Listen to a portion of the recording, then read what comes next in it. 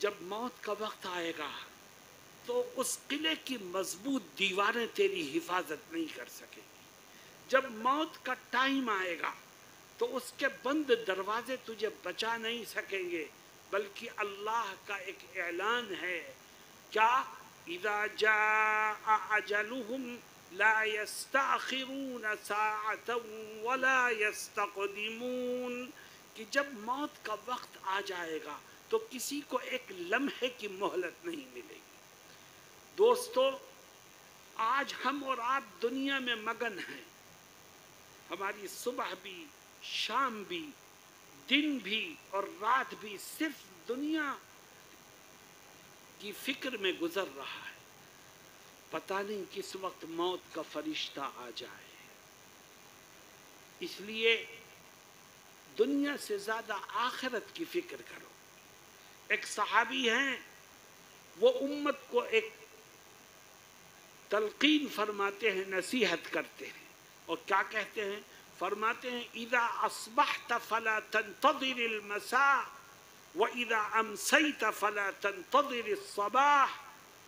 جب تجھے صبح مل جائے تو شام کا انتظار مت کر، ہو سکتا ہے یہ صبح تیری زندگی کی آخری صبح ہو. اور تجھے شام مل جائے تو اس کو غنیمت جان، صبح کا انتظار مت کر، ہو سکتا ہے یہ شام تیری زندگی کی آخری شام ہو. ہمیشہ اپنی موت کی فکر ذہن و دماغ میں رکھو. ایک دن مرنا ہے، ایک دن دنیا کو چھوڑنا ہے. ایک دن دکان، جائیداد، کھیت کھلیان، گھر کی ہر چیز، دولت، دنیا کی ہر نعمت کو چھوڑ کر کے جانا ہوگا. انسان مر گیا. آپ کے بھی بہت سے عزیز دنیا سے گئے. ہمیں فکر ہوتی ہے کہ ہمارا دوست مرا، ہمارا باپ دنیا سے گیا، ہماری ماں دنیا سے گئی، ہمارے ملنے جلنے والے وفات پا گئے. ہمیں فکر ہوتی ہے کہ وہ مرنے کے بعد گئے تو کہاں گئے. اللہ رب العزت نے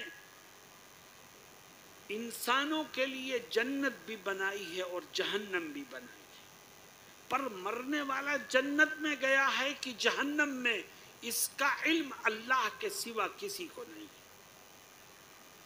اللہ رب العزت ہم میں سے ہر ایک کے مقام اور مرتبے سے واقف ہے. وہ جس کو چاہتا ہے جنت کی نعمتیں عطا کرتا ہے اور جس کو چاہتا ہے جہنم میں جھونک دیتا ہے. میرے دوستوں اور ساتھیوں، مرنے والا گیا کہاں؟ موت کے بعد انسان کا حشر کیا ہوا، اس کا علم کسی کو نہیں ہے.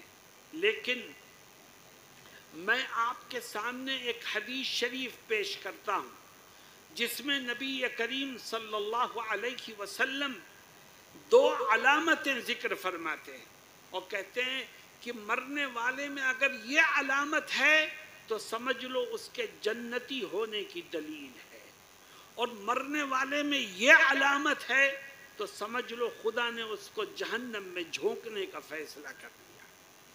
وہ کیا علامتیں ہیں؟ نبی کا کیا فرمان ہے؟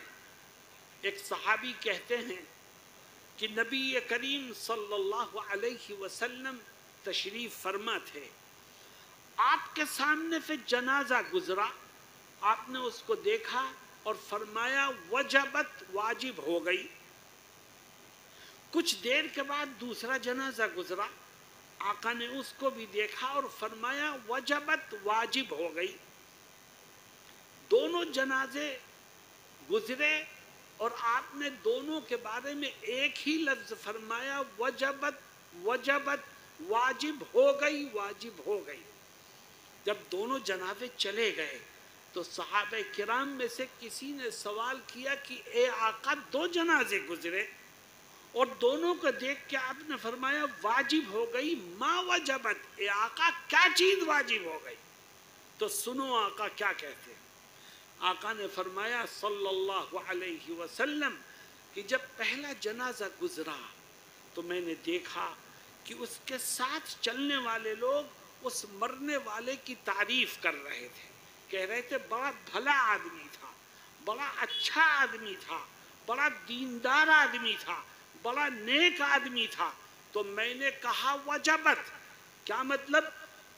اس مرنے والے کی تعریف خلق خدا کی زبانوں پر آئی ہے، یہ دلیل ہے اس بات کی کہ خدا نے اس کو جنت میں داخل کرنے کا فیصلہ فرما لیا۔